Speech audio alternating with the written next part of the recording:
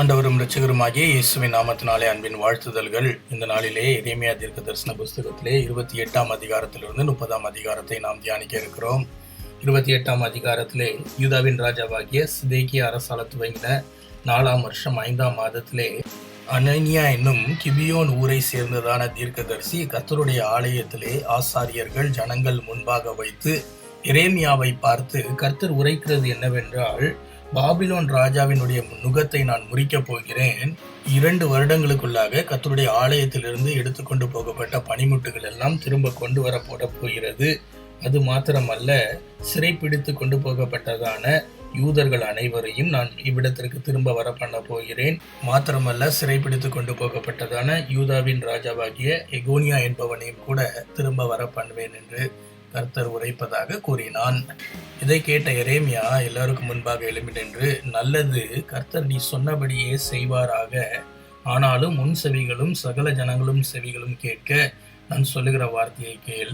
பூர்வ காலம் முதல் எனக்கு முன்பாகவும் உனக்கு முன்பாகவும் அநேக தீர்க்கதரிசிகள் இருந்தார்கள். அவர்கள் பெரிய ராஜ்யங்களை குறித்தும் யுத்தத்தை குறித்தும் பஞ்சத்தை குறித்தும் கொள்ளை நோயை குறித்தும் தீர்க்க தரிசனம் கூறினார்கள். சமாதானம் வரும் என்று அவர்கள் கூற, கர்த்தர் அப்படியே செய்தார் என்றால் அவர்கள் தீர்க்க தரிசனம் நிறைவேறினதாக நாம் பார்க்கிறோம் என்று எரேமியா கூறுகிறான். உடனே அனனியா எழுந்து எரேமியாவின் கழுத்தில் இருந்ததான நுகத்தை உடைத்து போட்டு, கர்த்தர் இப்படியே உங்களும் மீது இருக்கிறதான நேபுகாத்நேச்சார் என்னும் நுகத்தை முறித்து போட போகிறார் என்பதாக கூறுகிறான். அந்த வேளையிலே கர்த்தருடைய வார்த்தை மறுபடியுமாக எரேமியாவுக்கு வருகிறது. அவர், நீ அனனியா உடைத்து போட்டதான மரநுகத்திற்கு பதிலாக இரும்பினாலே ஒரு நுகத்தை உண்டு பண்ணு என்று கூறுகிறார். பிறகு பாபிலோன் ராஜாவாகிய நேபுகாத்நேச்சாரை சேவிக்கும்படிக்கு இரும்பு நுகத்தை இந்த ஜனங்கள் எல்லாருடைய கழுத்தின் மேலும் போட்டேன். அவர்கள் அவனை சேவிப்பார்கள். வெளியின் மிருகங்களையும் ஜீவன்களையும் அவனுடைய கையிலே ஒப்பு கொடுத்தேன் என்று கர்த்தர் கூறுகிறார். அனனியா என்னும் தீர்க்கதரிசியே, நீ இப்பொழுது கேள். கர்த்தர் உன்னை அனுப்பவில்லை, நீயோ இந்த ஜனத்தை பொய்யை நம்பும்படி செய்கிறாய். ஆகையால் உன்னை பூமியின் மேல் இராதபடிக்கு அகற்றி விடுவேன். இந்த வருஷத்திலே நீ சாவாய் என்று கர்த்தர் கூறுகிறார் என்பதாக எரேமியாவின் இடத்திலே கர்த்தர் பேசுகிறார்.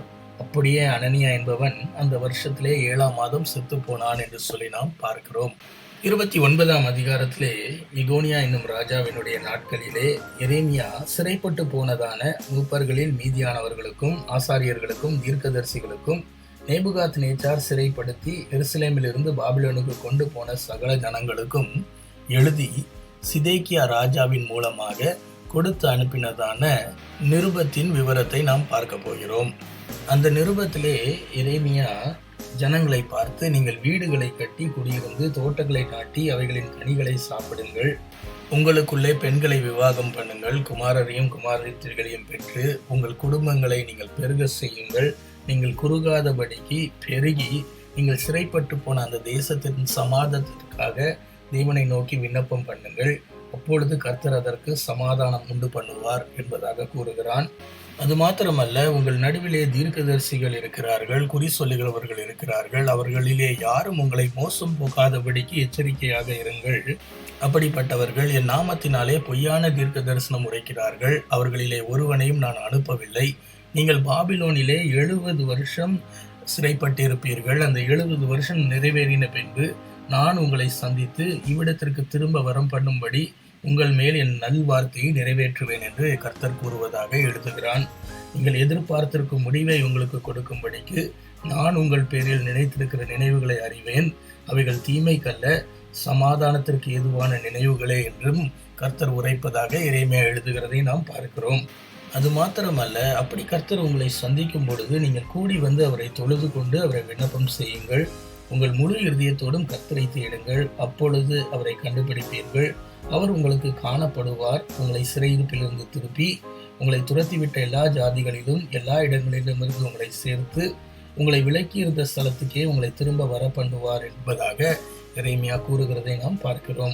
அதை விட்டுவிட்டு கர்த்தர் எங்களுக்கு தீர்க்கதரிசிகளை அனுப்பினார் என்று இந்த பொய்யான தீர்க்க தரிசனம் கூறுகிறவர்களுக்கு பிறகே போய் நீங்கள் மறுபடியும் தேவனை விட்டு தூரம் போனீர்கள் என்று சொன்னால் நான் பட்டயத்தையும் பஞ்சத்தையும் கொள்ளை நோயையும் உங்களுக்குள்ளாக அனுப்புவேன்.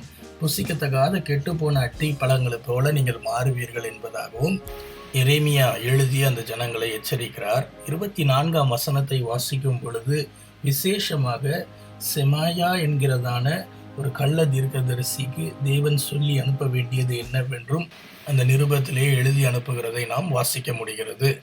அதாவது இந்த செமாயா என்பவன் அவன் ஏற்கனவே ஒரு நிருபத்தை எழுதி எருசலேமுக்கு அனுப்பியிருந்தான். அதிலே ஜனங்கள் சிறையிருப்பு போனதற்கு எரேமியா தான் காரணம் என்பதாக குற்றம் சாட்டியிருந்ததை நாம் வாசிக்க முடிகிறது. அதற்கு பதிலாக எரேமியா இப்பொழுது கர்த்தர் செமாயாவை அனுப்பாதிருந்தும் அவன் உங்களுக்கு தீர்க்க தரிசனம் சொல்லி உங்களை பொய்ய நம்ப பண்ணுகிறான். இதோ நான் அவனையும் அவன் சந்ததியையும் தண்டிப்பேன். இந்த ஜனத்தின் நடுவில் குடியிருப்பவன் ஒருவனும் அவனுக்கு இல்லாதிருப்பான். என் ஜனத்துக்கு செய்யும் நன்மையை அவன் காண்பது இல்லை என்று கர்த்தர் சொல்லுகிறார். கர்த்தருக்கு விரோதமாக கலகம் உண்டாக பேசினான் என்று அவனுக்கு எச்சரிப்பாக வார்த்தைகளை கூறுகிறதை நாம் பார்க்கிறோம். 30ஆம் அதிகாரத்திலே கர்த்தர் எரேமியாவை நோக்கி, நான் உனக்கு சொல்லுகிற எல்லா வார்த்தைகளையும் ஒரு புஸ்தகத்திலே எழுது. நாட்கள் வரப்போகிறது, அப்பொழுது நான் இஸ்ரவேலும் யூதாவுமாகிய என் ஜனத்தின் சிறையிருப்பை திருப்பி அவர்களை மறுபடியுமாக அவர்கள் பிதாக்களுக்கு நான் கொடுத்ததான தேசத்திற்கு வரப்பண்ண போகிறேன். அதை அவர்கள் மறுபடியும் சுதந்திரித்துக் கொள்வார்கள். இவை யாவையும் இஸ்ரவேலரையும் யூதாவையும் குறித்து நான் சொல்லுகிற வார்த்தை. இதை அந்த புஸ்தகத்திலே எழுதுவாயாக என்பதாக கர்த்தர் கூறுகிறார். அது மாத்திரமல்ல, அந்த தாவீதின் சிங்காசனம் என்றைக்கும் உறுதிப்பட்டிருக்கும் என்பதின் அடையாளமாக இயேசுவின் வருகையை குறித்தும் உலகத்தின் முடிவான நாட்களிலே தேவன் பூமி முழுவதையும் அரசாள போகிறார் என்பதையும் அடையாளப்படுத்தி காண்பிக்கிறதை நாம் பார்க்கிறோம். 7ஆம் வசனம், ஐயோ அந்த நாள் பெரியது, அதை போலுத்த நாளில்லை. அது யாக்கோபுக்கு இக்கட்டு காலம், ஆனாலும் அவன் அதற்கு நீங்களாக்கி ரட்சிக்கப்படுவான் என்று ஆண்டவர் உரைக்கிறது கடைசி காலத்திலே நடக்கப் போகிறதின் அடையாளமாகவும் நாம் காண முடிகிறது. தொடர்ந்து இந்த 30ஆம் அதிகாரத்தை வாசிக்கும் பொழுது, அவர்கள் உன்னை விசாரிப்பாரற்ற சீயோன் என்று சொல்லி உனக்கு தள்ளுண்டவள் என்று பெயரிட்டபடியால் நான் உனக்கு ஆரோக்கியம் வர பண்ணுவேன், உன் காயங்களை ஆற்றுவேன் என்று கர்த்தர் கூறுகிறார். கர்த்தர் சொல்லுகிறது என்னவென்றால், நான் யாக்கோபுடைய கூடாரங்களின் சிறையிருப்பை திருப்பி அவன் வாசஸ்தலங்களுக்கு இரக்கம் செய்வேன். நகரம் தன் மண்மேட்டின் மேல் கட்டப்பட்டு அரண்மனை முன்போல நிலைப்படும். அவைகளிலிருந்து ஸ்தோத்திரமும் ஆடல் பாடல் சத்தமும் புறப்படும். அவர்களை வர்த்திக்க பண்ணுவேன், மகிமைப்படுத்துவேன். அவர்கள் சிறுமைப்படுவதில்லை. அவர்கள் பிள்ளைகள் முன்போல் இருப்பார்கள். அவர்கள் சபை எனக்கு முன்பாக திடப்படும். அவர்களை ஒடுக்கின யாவரையும் நான் தண்டிக்கப் போகிறேன் என்று கர்த்தர் கூறுகிறார். அது மாத்திரமல்ல, 21ஆம் வசனத்திலே அவர்களுடைய பிரபு அவர்களில் ஒருவனாயிருக்க அவர்களுடைய அதிபதி அவர்கள் நடுவிலிருந்து தோன்றுவார். அவரை சமீபித்து வர பண்ணுவேன். என்னிடத்திலே சேரும்படி தன் இருதயத்தை பிணைப்படுத்துகிற இவர் யார் என்று கர்த்தர் சொல்லுகிறதா நாம் பார்க்கிறோம். இந்த வார்த்தை இயேசு மெசியாவின் வருகையை குறிக்கிறதாக நாம் பார்க்கிறோம். மாத்திரமல்ல, நீங்கள் என் ஜனமாயிருப்பீர்கள், நான் உங்கள் தேவனாயிருப்பேன். கோராவாரி காற்றாகிய கர்த்தருடைய பெருங்காற்று உக்கிரமாய் எழும்பி அடித்து துன்மார்க்கருடைய தலையின் மேல் மோதும். கர்த்தர் தம்முடைய இருதயத்தின் நினைவுகளை நடப்பித்து நிறைவேற்றும் அளவும் அவருடைய உக்கிர கோபம் தணியாது. கடைசி நாட்களிலே அதை உணர்ந்து கொள்வீர்கள் என்று எரேமியாவை எழுத சொல்லி கர்த்தர் நமக்கும் உணர்த்துகிறதை நாம் பார்க்கிறோம். பிரியமானவர்களே, இந்த வார்த்தைகள் நமக்கு பிரயோஜனமாக இருக்கும் என்று சொல்லி விசுவாசிக்கிறேன். நாளைக்கு வேறொரு பகுதியை தியானிப்போம். God bless you.